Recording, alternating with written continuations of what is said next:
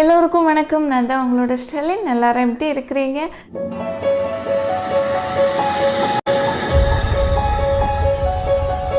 இன்றைக்குள்ள வீடியோவில் ஒரு டிஐஒய் ஹேர் பேக்கை பற்றி தான் பார்க்க போகிறோம். இந்த ஹேர் பேக்கை நீங்கள் யூஸ் செய்கிறதால உங்களோட ஹேர் வந்து பிளாக்காக வளரும், அடர்த்தியாக வளரும், ஹேர் டேமேஜ் ஆகிறது எல்லாமே மாறி நல்ல ஹெல்த்தியான ஹேராக மாறும்.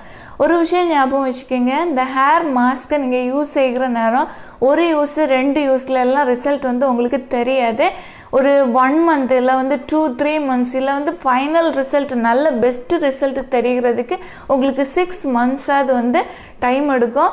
நேச்சுரலான இன்க்ரீடியண்ட்டை நம்ம ட்ரை செய்கிற நேரம் எப்போதுமே ரொம்ப நிறைய நாள் டைம் எடுத்துக்கும். சைடு எஃபெக்ட் எதுவும் இருக்காது.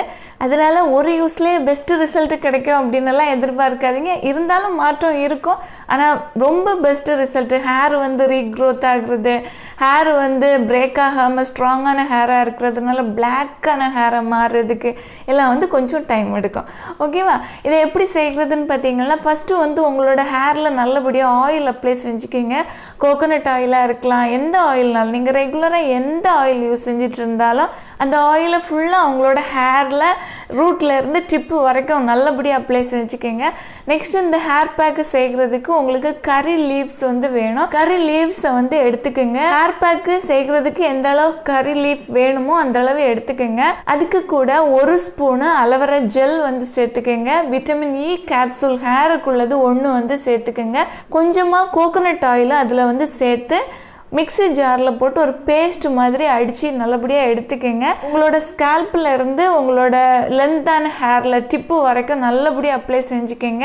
ஹேரை கிளிப்பு போட்டு வச்சுக்கோங்க. ஒரு 1 hour இல்லை 2 hours வரைக்கும் அப்படியே விட்டுருங்க.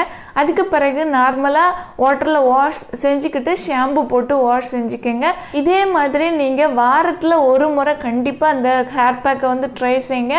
நாள் போக போக உங்களோட ஹேர் நல்லா அடர்த்தியாக நல்ல கருப்பாக சூப்பராக இருக்கும். ஓகேவா? நல்ல ஒரு பலனை கொடுக்குற ஒரு ஹேர் பேக்கு தான் இது. ட்ரை செஞ்சு பாருங்கள். நான் சொல்கிற எல்லா டிஐஒயும் நான் ஏற்கனவே ட்ரை செஞ்சு பார்த்து எனக்கு நல்ல ஒரு பெனிஃபிட்டாக இருந்துச்சு அப்படின்னா தான் உங்களுக்கு நான் சொல்கிறேன். அதனால் ஃபாலோ செஞ்சு பாருங்கள். கண்டிப்பாக 100% ஒர்க் ஆகும். இந்த வீடியோ உங்களுக்கு யூஸ்ஃபுல்லாக இருந்துச்சுன்னா ஒரு லைக் கொடுக்க மறந்துடாதீங்க. தேங்க்யூ. Love you all.